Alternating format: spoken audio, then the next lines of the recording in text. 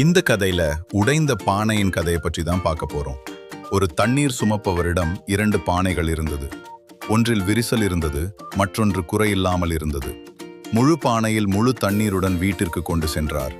ஆனால் விரிசல் உள்ள பானையில் பாதி அளவு தண்ணீரை மட்டுமே கொண்டு சென்றார். இதனால் விரிசல் உள்ள பானை வருத்தப்பட்டது.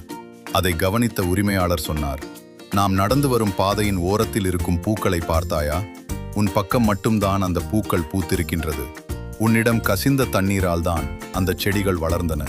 உன் குறையால் தான் இந்த பாதை இவ்வளவு அழகாக இருக்கின்றது என்று சொன்னார். உரிமையாளர் சொன்னதை கேட்ட விரிசல் விழுந்த பானை மிகவும் மகிழ்ச்சி அடைந்தது. இந்த கதையிலிருந்து நம்ம தெரிஞ்சுக்க வேண்டியது என்னவென்றால், நம்மிடம் இருக்கும் குறைகளை எண்ணி வருந்த தேவையில்லை. அந்த குறைகளை சில நேரங்களில் மற்றவர்களுக்கு பயனுள்ளதாகவும் அழகாகவும் அமையலாம். இந்த வீடியோ உங்களுக்கு பிடிச்சிருந்தா ஒரு லைக் பண்ணிட்டு ஃபாலோ பண்ணிக்கோங்க.